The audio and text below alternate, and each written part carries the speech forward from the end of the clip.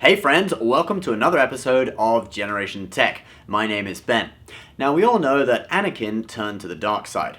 He was also freaking awkward at chatting up women. The thought of not being with you, I can't breathe.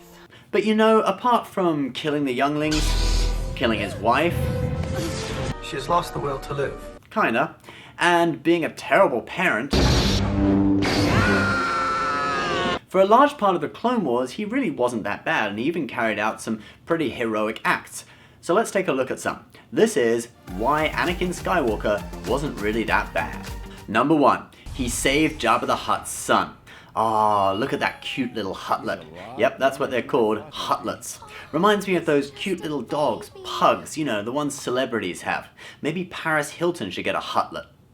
Anyway, Jabba the Hutt's son, Rota, was kidnapped, and Anakin Skywalker and his Padawan, Ahsoka Tano, went to save him. I mean, arguably he pushed a lot of work onto his Padawan. I think he didn't really like the smell.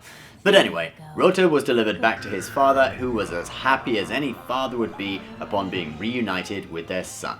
Number 2, Anakin pretty much single-handedly destroyed the Separatist superweapon, the Malevolence. In his own words, I'm gonna hotwire the ship.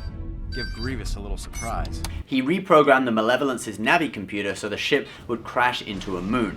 And he was reasonably humble about his achievement. I imagine you had something to do with that? All part of the plan, Master. 3, daring rescues. When R2-D2 was lost, he didn't give up hope for his old droid and kept searching for him, eventually rescuing R2 from General Grievous's droids. And it's just as well, since R2-D2's replacement turned out to have anger management issues. Well, that, and he was a Separatist spy. Anakin's rescue of R2 demonstrates his loyalty. This was perhaps a strength and a weakness. The Jedi are supposed to give up attachments, but Anakin remained attached to many things, including affection for friends and loved ones, including his droid. But this meant he would carry out daring rescues and not give up on people when other Jedi perhaps might. When his Padawan was lost, he relentlessly searched for her, even when other Jedi advised him not to. Skywalker, our mission here is finished. We must return to Coruscant. I am not abandoning her. Your emotions are clouding your judgment. I will not leave her fate up to others. He wouldn't choose between Obi-Wan and Ahsoka when forced to, and chose to try and save both instead, and actually succeeded, proving he was the chosen one in the process. He also, of course, saved Padme countless times, and that was because of his romantic attachment to her. He has a funny way of trying to explain away his attachment to love through distorting Jedi philosophy. Compassion, which I would define as unconditional love, essential to a Jedi's life. And so you might say that we are encouraged to love. Anakin, you should have been around in this galaxy in the 60s. There was free love everywhere. Anyway, during the Battle of Kamino, Anakin prevented the clone's DNA from falling into Separatist hands when he engaged Asajj Ventress.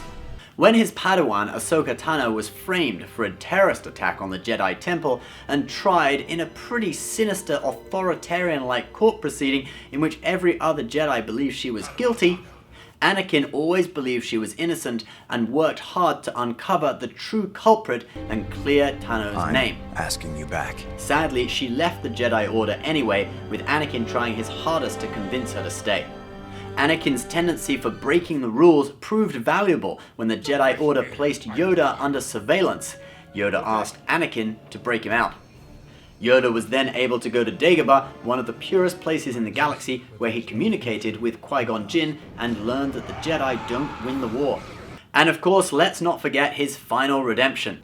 Even after he had killed the younglings, the Separatist Council, Padme, the inhabitants of Alderaan, and chopped off his son's hand, his love for his son was still so strong that he couldn't bear to see him tortured, and picked up Darth Sidious and tossed him down a very long chute.